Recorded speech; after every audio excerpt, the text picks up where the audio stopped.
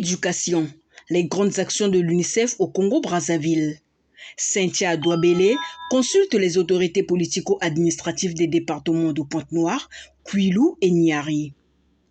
Il s'agit de Cynthia Douabélé, chef de service éducation, protection et développement des adolescents à l'UNICEF, qui en séjour dans le département de Pointe-Noire est venue s'entretenir avec les autorités de la place sur les questions des enfants, des adolescents et de la violence qui sévit en milieu scolaire. Ce samedi 21 janvier 2023, à sa sortie du siège de l'APEC, Média Plus Océan lui a tendu le micro. Elle a fait le bilan de ses activités et le point de son séjour. Oui, je suis Cynthia Douabélé, chef de la section éducation, protection et développement des adolescents à l'UNICEF au Congo. Je suis en mission à Pointe-Noire depuis le lundi 16. Et la mission porte sur deux points fondamentaux. Le premier, c'est de faire le bilan des interventions que l'UNICEF a ici dans le domaine de l'éducation et de la protection, avec les autorités, les partenaires de mise en œuvre et les responsables de l'éducation et de la protection. Le deuxième point, c'est de partager les résultats d'une étude qu'on a faite sur les violences basées sur le genre plutôt, avec les autorités politiques et administratives, mais aussi avec toutes les structures, les organisations qui ont participé à cette étude-là, pour qu'ensemble, sur la base des recommandations de l'étude, on puisse dresser un plan d'action pour la réponse contre ces violences-là.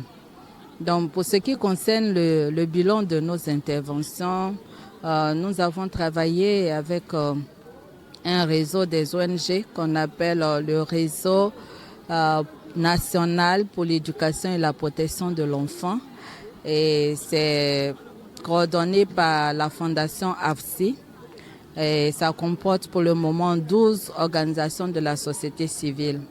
Et avec ces organisations, nous travaillons sur les violences en milieu scolaire. Et ces violences-là, on a pris dans le cadre d'un modèle qu'on appelle Apprendre en toute sécurité. Et donc il s'agit non seulement de sensibiliser les élèves, les enseignants, les parents, mais aussi mettre en place des structures qui permettent aux enfants de participer à la lutte contre ces violences. Donc on a des clubs scolaires qui ont été mis en place, les élèves sont formés. Donc dans ces clubs-là, nous avons 10 personnes par école, en raison de 8 élèves et 2 enseignants. Et ici à Pointe-Noire, nous intervenons dans 15 écoles qui représentent en fait 7 sites parce que c'est des écoles où le bâtiment est utilisé par deux vagues d'écoles. Et dans ces écoles aussi, nous travaillons avec les comités de gestion pour qu'ils soient responsabilisés sur les équipements et les infrastructures qu'on a mises en place, à savoir les latrines et les points d'eau. On a mis les latrines et les points d'eau pour que l'hygiène en milieu scolaire et la lutte contre la pandémie de Covid et tout ce qui est maladie transmissible due à l'hygiène du milieu. Donc ces infrastructures-là doivent être protégées par les parents et par les enfants. Au niveau des parents, on a mis en place des COGES, on a formé les COGES qui ont un plan d'action par école qui doivent dérouler pour maintenir la propriété, mais aussi la tranquillité dans ces écoles. Au-delà des écoles, nous sommes en train de mettre en place ce qu'on appelle les comités de protection de l'enfant pour lutter contre les violences, toutes les formes de violence, que ce soit dans la famille ou à l'école. Et donc ces comités-là seront chargés de faire la sensibilisation, la mobilisation dans leur communauté, mais aussi référer des cas de violence, dénoncer les cas de violence pour que ce problème-là soit éradiqué dans nos sociétés. La mise en œuvre a commencé en 2022. Donc la mise en œuvre a commencé et je suis là pour faire le bilan de ce qui a été fait, pour voir comment on peut améliorer les pratiques et comment on peut aussi lever les obstacles qui se posent dans cette mise en œuvre. Donc, avec les organisations, on a fait un bilan et ils ont fait des recommandations que nous allons prendre en compte dans le cadre de notre plan d'action de 2023. Mais avec le secrétaire général de la préfecture et Madame le maire central de Pointe-Noire, nous avons parlé de en tant qu'autorité, qu'est-ce qu'ils peuvent faire. Et donc, ils vont nous faire aussi des suggestions pour voir comment ils peuvent travailler avec l'UNICEF, avec les autres partenaires pour cette question de violence basée sur le genre.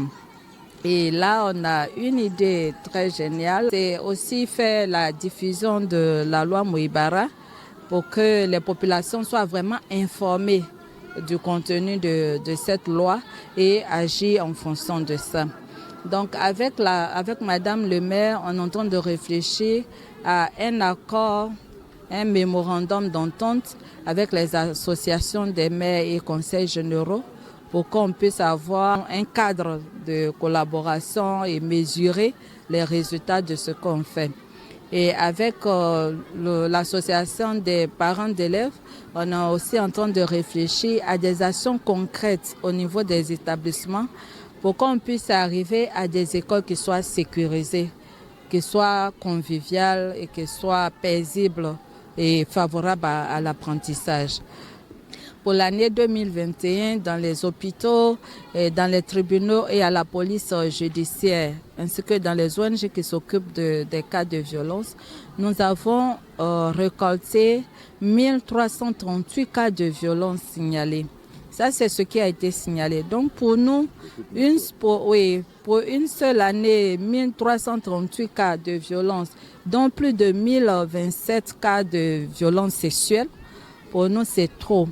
Et ce qui effraie encore, c'est qu'il y a des enfants de moins de 2 ans qui sont aussi des victimes. Et l'âge moyen des victimes, c'est 12 ans. Ce qui veut dire que ce sont vraiment des enfants qui sont victimes de ces violences. Alors, comment réagir? Et parmi ces enfants, 97% sont des filles. Donc, le problème se pose plus au niveau des filles que des garçons. Mais quand même, on a environ 2% de garçons qui sont aussi victimes. Donc, il faut prendre la question dans sa globalité et voir comment on peut conjuguer nos efforts pour répondre à ça, que ce soit au plan législatif, que ce soit au plan politique, technique et jusqu'au plan au niveau de la communauté et des écoles. Qu'est-ce que nous pouvons faire pour répondre à cette situation? Donc voilà un peu l'objet de ma visite durant cette semaine à Pointe-Noire et aussi à Dolisie, où j'ai passé une journée aussi à parler avec les autorités là-bas.